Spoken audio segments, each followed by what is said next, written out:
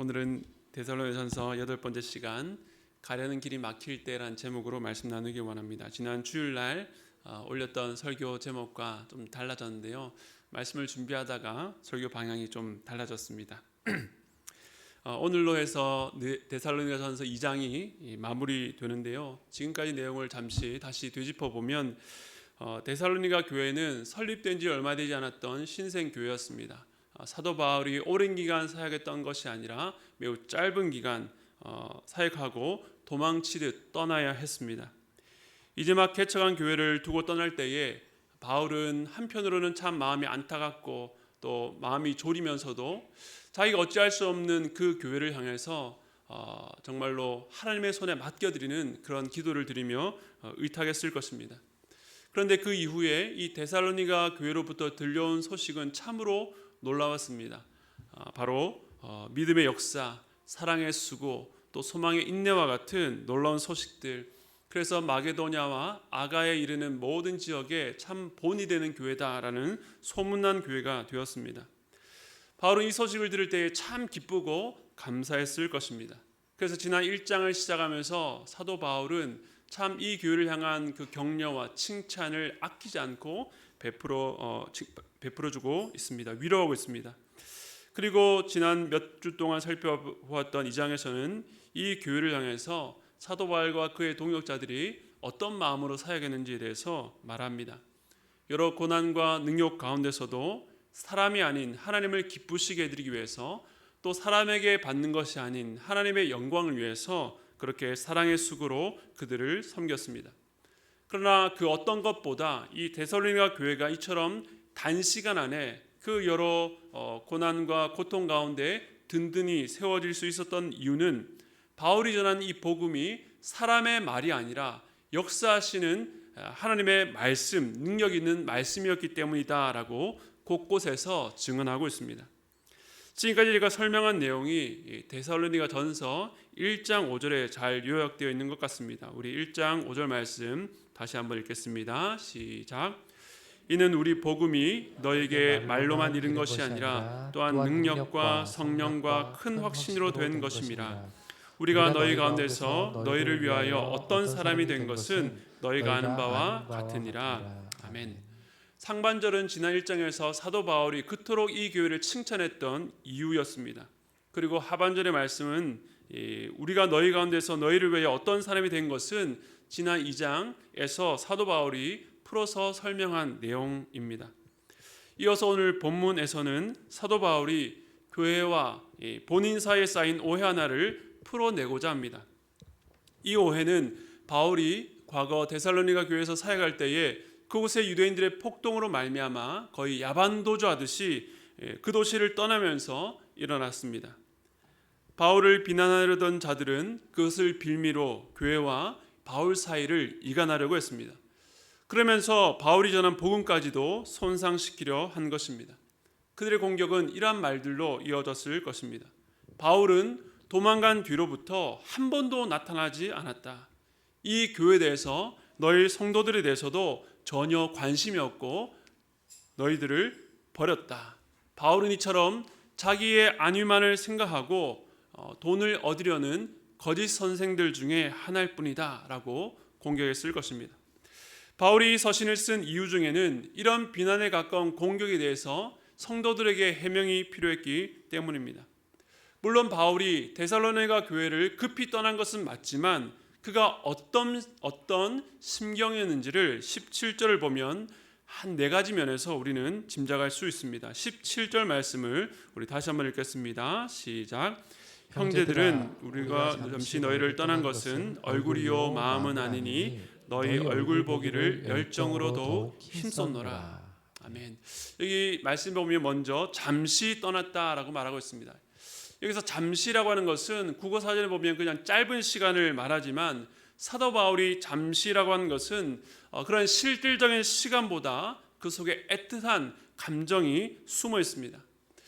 요즘에는 그럴 리가 없는데 제가 아이들이 자고 있는 새벽에 출근해서 그렇게 말할 기회가 없지만 예전에 출근 시간에 맞춰서 나갈 때 아이들이 인사한다고 현관에 나오면 제가 그 아이들한테 아빠 빨리 올게 라고 말하고 출근합니다. 물론 지키지 못할 약속이죠. 퇴근이 7시가 될지 8시가 될지 신방이 있게 되면 9시나 10시가 훌쩍 넘기도 합니다. 하지만 제가 아이들에게 빨리 올게 라고 하는 것은 그만큼 아이들을 보고 싶다는 마음을 담은 표현인 것이죠. 사도 바울이 여기서 잠시라고 한 것도 마찬가지입니다. 그 역시 이렇게 못 보는 시간이 길어질지 예상하지 못했지만 이 말 속에 그의 마음의 계산법에는 여건만 되면 즉시로라고 하는 의도가 담겨 있는 것입니다. 두 번째로 우리가 살펴볼 것은 형제들아 우리가 잠시 다음에 너희를 떠난 것은 이라고 말하고 있습니다. 여기서 떠난다라는 표현은 한국말로 해서 어떤 목표 지점을 향해서 떠난다라고 감정을 알 수 없는 단어이지만 원어로 보면 아포르파니조라고 해서 부모를 잃다, 박탈되다, 빼앗기다라는 뜻을 갖고 있습니다. 그러니까 이 떠남은 단순한 떠남이 아니라 부모와 자식 간의 헤어짐과 같이 찢겨지는 고통, 그런 박탈감을 표현한 단어입니다. 바울은 데살로니가에서 사역할 때 우리가 지난번에 살펴봤던 것처럼 마치 유모가 자기 자녀를 기른과 같이 혹은 아버지가 자기 자녀에게 하듯이 모성적 사랑과 부성적 사랑으로 사역했다라고 말하고 있습니다. 사도 바울은 어쩔 수 없이 상황 때문에 떠나야 됐지만 그 마음이 얼마나 괴롭고 힘들었는지 이 떠남이라고 하는 단어 아포르파니조에 담아서 표현한 것입니다. 그리고 그들을 떠난 것은 얼굴이요 마음은 아니다라고 말합니다. 몸은 어쩔 수 없이 그들과 떨어져야 됐지만 마음은 여전히 그들과 함께 있었던 것입니다. 사람들은 흔히 몸이 떨어지면 마음도 떨어진다라고 말하지만 그 말은 바울에게는 적용이 되지 않습니다.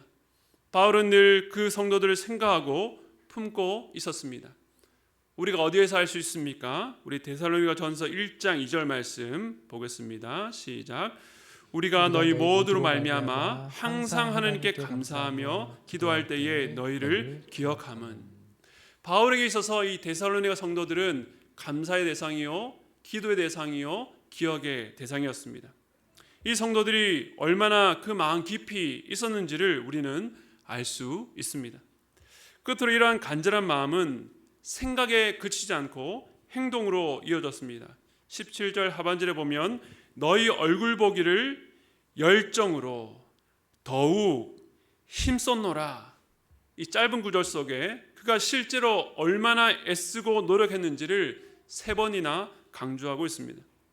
그가 일부러 의도적으로 데살로니가 교회를 방문하지 않은 것이 아니라 오히려 그는 그 교회에 다시 가기 위해서 열정을 다해서 더욱 힘써서 노력했습니다.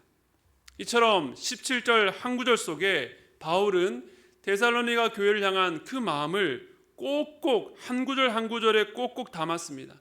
마치 부모와 헤어진 아이들에게 내가 너희를 결코 버린 것이 아니다. 길만 열리면 내가 금방이라도 갈게. 몸은 떨어져 있지만 마음은 그렇지 않단다. 너와 함께 한단다 라고 하면서 이 성도들을 안심시키고 있는 것입니다. 이처럼 바울은 정말 가고 싶었는데 그렇게 하지 못한 이유에 대해서 18절에 이렇게 말하고 있습니다. 18절 한번 보겠습니다. 그러므로 나 바울은 한 번, 두 번 너에게 가고자 하였으나 사탄이 우리를 막았도다. 바울은 정말로 간절했고 이 일은 데살로니가 교회 성도들에게도 정말로 필요한 일이었는데 가려는 길이 막혔습니다. 오늘 설교의 제목이기도 합니다. 가려는 길이 막힐 때에 우리는 어떻게 해야 될까요?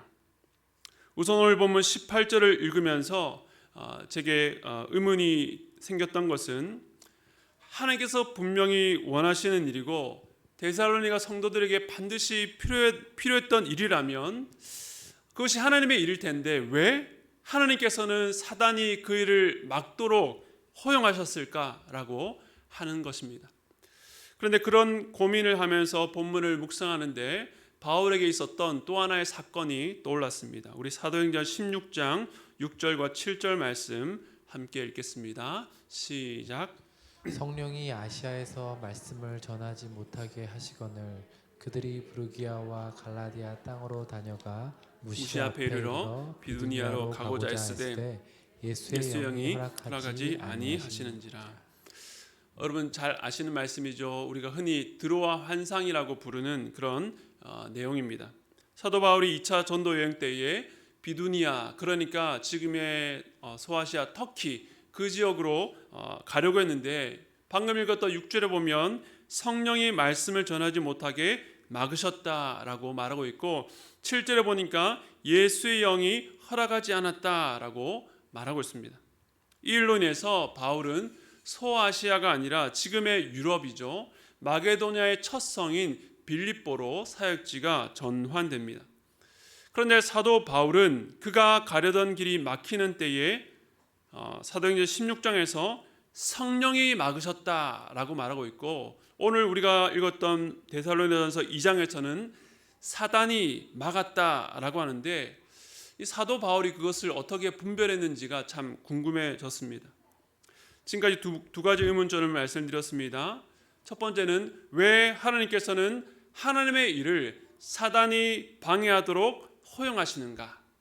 그리고 두 번째는 우리가 어떤 일을 하다가 막힐 때에 이것이 성령께서 막으시는 일인지 아니면 사단이 막는 일인지 어떻게 구별할 수 있을까입니다. 우리 성도님들도 어떤 계획을 세우고 일을 진행해 나가다가 가로막힐 때에 참 답답한 일들을 많이 겪으셨을 것입니다. 그럴 때 가장 먼저 드는 생각이 무엇입니까? 이것이 하나님께서 막으시는 건가 아니면 사단이 방해하는 건가 일 것입니다. 여러분의 어떤 개별적인 사안에 대해서 오늘 설교가 정답을 알려드릴 수는 없지만, 우리가 인생을 살면서 가려던 길이 막힐 때에 어떻게 그것을 풀어내야 되는지 그런 가이드를 드릴 수 있을 것 같습니다. 우선 우리가 버려야 될 오해 한 가지를 먼저 말씀드립니다. 우리는 사도 바울을 볼 때 그는 영성이 뛰어나고 하나님과 너무도 친밀한 관계를 누렸기 때문에 이런 방해, 가려는 길이 막혔을 때에 이 일이 무엇 때문인지 척척 잘 분별했을 것이라고 생각하는 분들이 있을 것입니다. 그래서 드로아에서 길이 막혔을 때는 이것은 예수의 영이 막으시는구나, 성령께서 막으시는구나 라고 판단했고, 방금 읽었던 서신서의 경우에는 이것은 사단이 방해하는구나 라고 판단했다고 생각하는 것입니다. 그런데 과연 그럴까요? 사도 바울이 자기 사역 앞에서 부딪히는 이런 장애를 두고 성령께서 하시는 일인지 사단이 한 일인지 언제나 정확하고도 분명하게 판단할 수 있었을까요? 네, 궁금하시죠? 네, 저는 그렇게 생각하지 않습니다. 우리는 성경의 인물들을 대할 때에 우리와는 전혀 다른 존재로, 다른 차원에 속한 사람으로 지나치게 높이 생각하는 경향이 있습니다. 마치 현실 세계에서는 없는 유니콘과 같은 존재로 만들려고 합니다. 물론 성경에 있는 인물들이 탁월한 것은 맞습니다. 특별히 바울은 두말할 것도 없이 정말로 닿을 수 없을 정도의 매우 탁월한 그런 하나님의 사람처럼 우리는 받아들입니다. 그러나 성경이 우리에게 계시의 통로로 보여주는 인물들은 위인전에나 나올 법한 우리가 전혀 도달할 수 없는 특별한 사람들로 세우기 위함이 아니라는 것을 우리는 반드시 기억해야 됩니다. 그들 역시 우리와 똑같은 성정을 지닌 사람이고, 어떤 경우에는 오히려 일반 사람들보다 훨씬 더 못한 존재들이 많이 있습니다. 그러나 하나님께서는 그런 자들을 들어서 사용하심을 우리에게 성경을 통해서 보여주시는 것입니다. 그러나 우리는 이와 같은 의문을 대할 때에 언제나 쉬운 방법, 쉬운 결론으로 가려고 합니다. 바울은 원래 그래. 바울은 영성이 뛰어나서 그렇게 할 수 있었을 거야. 그렇게 쉬운 결론으로 가면 남는 것은 무엇일까요? 처음에는 나는 왜 그렇지 못하나가 됩니다. 자책하게 되죠. 그러다가 나는 절대로 그렇게 못해 라고 결론 내리게 됩니다. 그것은 성경이 우리에게 말하는 바가 아닙니다. 성경에 나오는 사람들을 자꾸 우리와 전혀 다른 차원으로 올려놓게 되면 그 결과가 어떻게 될까요? 성경은 점점 우리의 현실과는 동떨어진 아주 이상적인 것으로만 생각하게 됩니다. 성경의 전체 이야기, 하나님께 사람을 다루어 가시고 그 사람이 하나님의 뜻을 찾아가는 그 모든 과정을 나와는 관계없는 저 높은 차원으로 이해하는 우를 범하게 되는 것입니다. 성경은 하나님의 선하시고 기뻐하시고 온전하신 뜻이 무엇인지 분별하라고 말하는데 우리는 자꾸 하늘에서 정답이 뚝뚝 떨어지기를 바랍니다. 제가 예전에 주일 설교할 때에 하나님의 뜻 분별하기란 제목으로 말씀을 드렸는데 제가 그때 하나님의 뜻을 명확하고 손쉽게 하는 방법이 있다고 했습니까? 없다고 했습니까? 네, 없다고 했었죠. 네, 없습니다. 쉬운 길은 없습니다. 바울 역시 그러한 방해를 만났을 때에 우리가 우러러 보듯이 손쉽게 판단했다라고 생각하는 것도 그러므로 잘못입니다. 그 역시 처음에 그런 일들을 당했을 때에 당황했을 것입니다. 아니 소아시아로 복음을 들고 가려는데 왜 자꾸 갈 수 없는 상황이 생길까? 그도 혼란스러웠을 것입니다. 가라는 길이 막혔을 때에 성령께서 막으시는지 사단이 방해한 것인지 그 판단을 손쉽게 내리지 못했을 것입니다. 그러므로 그 역시 그것을 분별하려고 애썼을 것입니다. 바로 기도와 말씀을 통해서 씨름하는 시간이 드는 일이었다는 것입니다. 물론 저도 종종 어떤 일들에 대해서 그런 판단이 설 때도 있습니다.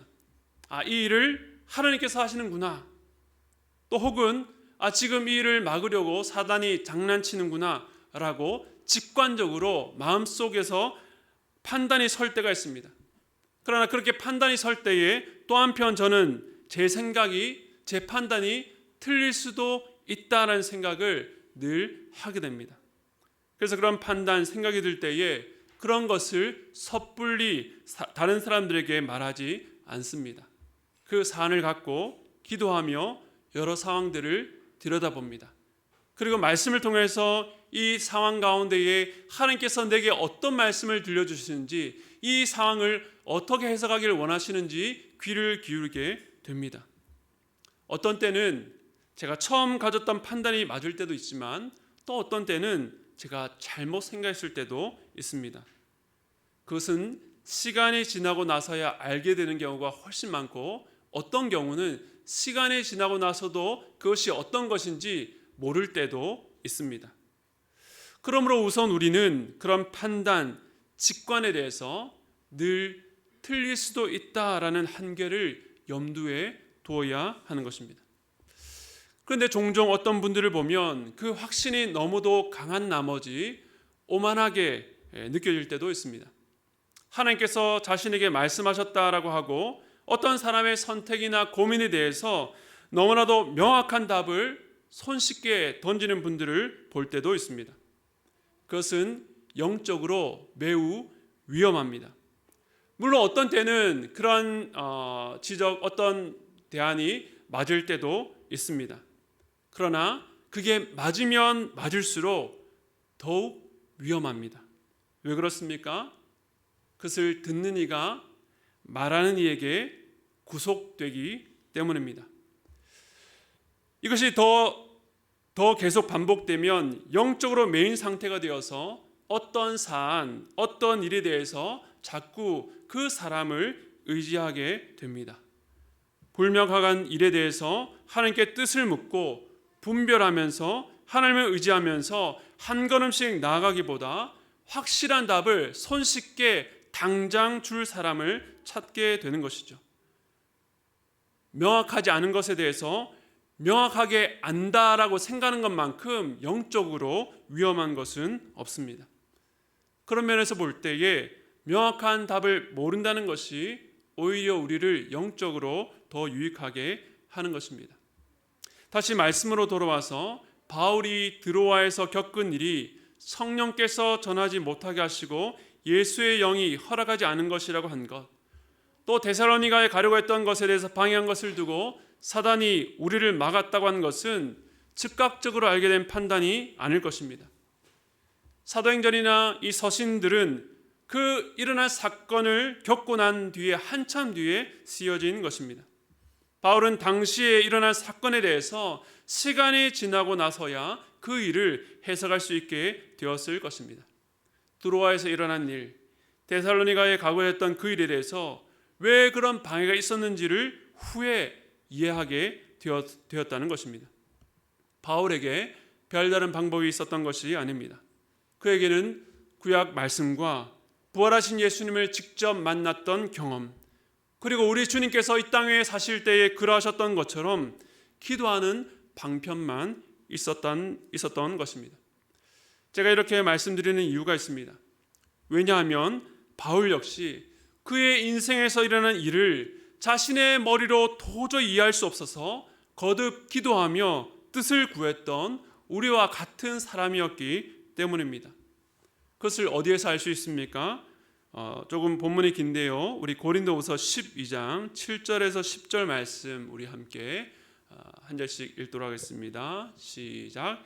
여러 계시를 받은 것이 지극히 크므로 너무 자만하지 않게 하시려고 내 육체의 가시 곧 사탄의 사자를 주셨으니 이는 나를 쳐서 너무 자만하지 않게 하려 하심이라. 이것이 내게서 떠나가게 하기 위하여 내가 3번 주께 간구하였더니 나에게 이르시기를 내 은혜가 내게 족하도다. 이는 내 능력이 약한 데서 온전해짐이라 하신지라. 그러므로 도리어 크게 기뻐함으로 나의 여러 약한 것들에 대하여 자랑하리니 이는 그리스도의 능력이 내게 머물게 하려 함이라. 그러므로 내가 그리스도를 위하여 약한 것들과 능력과 궁핍과 박해와 공고를 기뻐하노니 이는 내가 약한 그때에 강함이라. 아멘. 여러분 잘 아는 말씀일 것입니다. 사도 바울이 자기의 육체의 가시 때문에 힘들었는데 이를 두고 이것은 하나님께 이러이러한 뜻이 있구나라고 당장에 바로 안 것이 아닙니다. 바울은 먼저 자기에 있는 육체의 가시가 떠나가게 하기 위해서 3번 주께 간청했습니다. 이것이 단지 숫자적으로만 3번이겠습니까? 그는 간절하고도 진지하게 하나님께 기도했습니다. 그러나 하나님께서 고쳐주시지 않고 답을 주시지도 않았습니다. 또 다시 기도했습니다. 또 답이 없습니다. 그 문제를 갖고 답을 찾지 못해서 안절부절하며 기도하는 바울의 모습이 그려지십니까? 그렇게 마음 다한 간절한 기도 끝에 내린 결론, 내가 약한 그때에 강함이라. 하나님의 놀라운 진리를 사도 바울이 깨닫게 되었습니다. 그런데 이 육체의 가시에 대해서 7절에서 뭐라고 말하고 있습니까? 사단의 사자라고 합니다. 하나님의 진리를 깨닫게 한 가시가 사단의 사자라고 합니다. 우리 이것을 어떻게 이해해야 될까요? 다시 오늘 본문으로 돌아와서 여러분의 계획과 상황을 막으려는 방해, 장애가 하나님께서 막으시는 것인지 사단이 막는 것인지 도대체 그 주체가 누군지 당장 알아내야 될 일입니까? 그렇지가 않습니다. 어떤 경우에는 시간이 지나서 알 수도 있습니다. 그런데 그것을 모른다고 반드시 알아내려고 몸부림칠 필요는 없다는 것입니다. 그 주체가 누구인지 아는 것보다 더 중요한 일이 있기 때문에 그렇습니다. 바울의 경우를 보십시오. 드로아에서 성령께서 막으셨을 때에 어떤 일이 일어났습니까? 빌립보로 가는 길이 열렸습니다. 제가 참 좋아하는 말이 있습니다. 미국의 대붕을 일으켰던 영국인 조지 휘필드라는 유명한 설교자가 남긴 말입니다. 제가 한번 부탁드렸는데요. 앞에 있는 구절 한번 읽어볼까요? 시작. 하나님께서는 절대로 우리를 한 방향으로 실망만 시키지는 않으신다. 다만 선이 되도록 또 다른 방향으로 문을 여신다. 아멘. 하나님 말씀 아니지만 아멘이 절로 나옵니다. 또 다른 방향으로 문을 여신다. 성령께서 막으신 결과가 이와 같지 않습니까? 하나님께서 바울의 길을 막으셨을 때에 마게도냐로 가는 길을 여셨기 때문에 데살로니가 교회를 만나게 된 것입니다. 여기서 알 수 있는 것이 무엇입니까? 하나님께서 우리가 가는 길을 막으셨다면 하나님은요 또 다른 길을 열어 주신다는 것입니다. 그렇다면 오늘 본문 18절의 경우는 어떨까요? 우리가 다음 주에 자세히 살펴보겠지만 사단이 막는 경우는 어떻게 됩니까? 답을 말씀드리겠습니다. 또 다른 방법으로 가야 한다는 것입니다. 또 다른 방법으로.